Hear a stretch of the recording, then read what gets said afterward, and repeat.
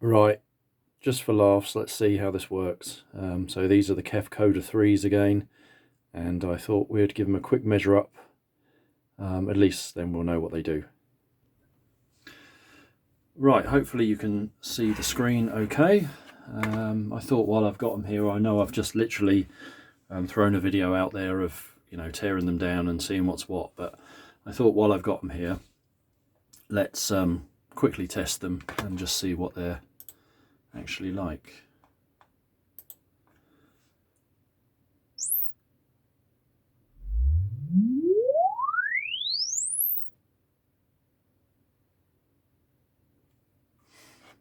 Right, okay.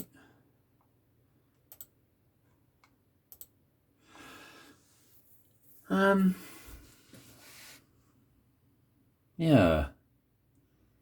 Okay, let me grab a pen. So, I don't know how well you can see this. Let's take, running through here is 85 dB. And I've got this on quite a, let's change the scale, make it something a bit easier to look at. Yeah, I think that works.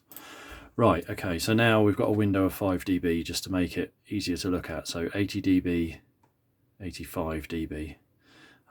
So really from 500 Hertz, which is here, all the way up to 10 kilohertz, we are within a 5 dB range. So you would say that's plus minus 2.5, 3 dB. And that's not bad. So from 500 Hertz here, we have quite a lump, and then we come back down. I'm cutting my measurements off at 200 Hertz because there's a bit of a lump in this room, which I'm trying to fix. But even then, it's not in the worst place to have it. They might sound a little bit boomy there.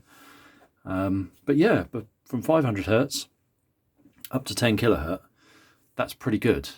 That would make them a good mid-range speaker.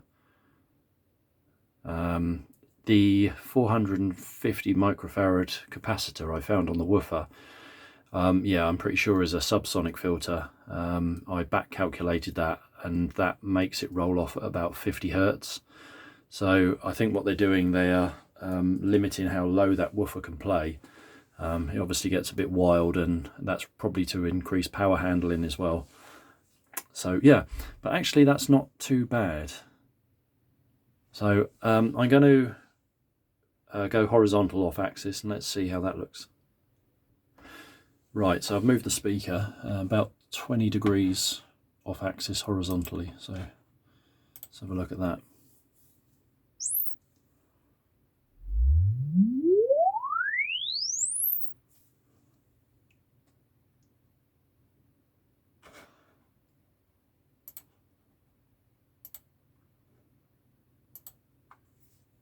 Still not bad. You might be able to see just here. So now we've got a blue line, how we're dipping down and then coming back up. So I guess the crossover point is probably here somewhere, and as we move off axis, might not show up so much horizontally. We might see that dip down, but vertically that will probably get worse. So I'm going to go 45 degrees now. Okay, 45 degrees. Let's have a look at that.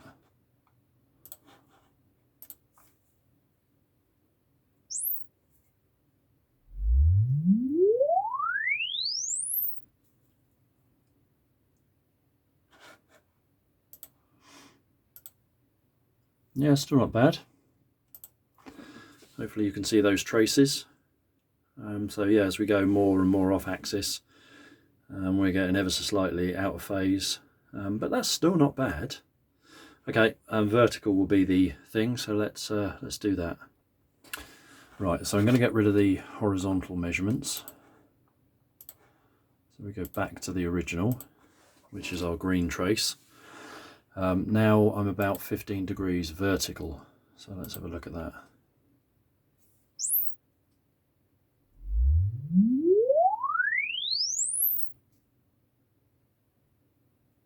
Ooh, ouch, I can see that already. Right, see the big green dip?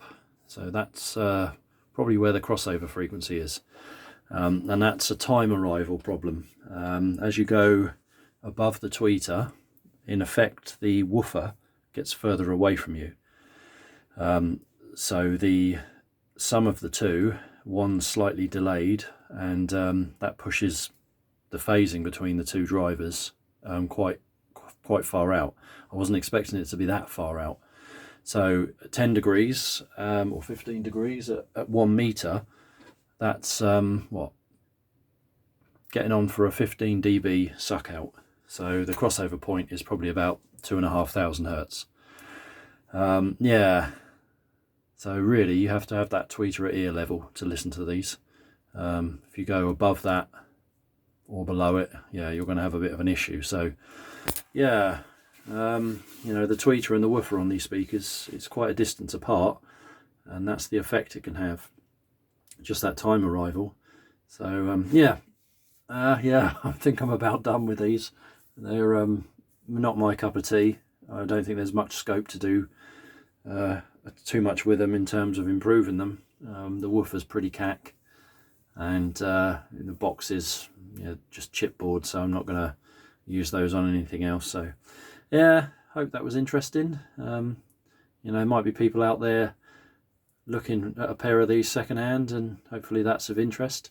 So anyway, enough rambling. Enjoy your Sunday. Catch you all soon.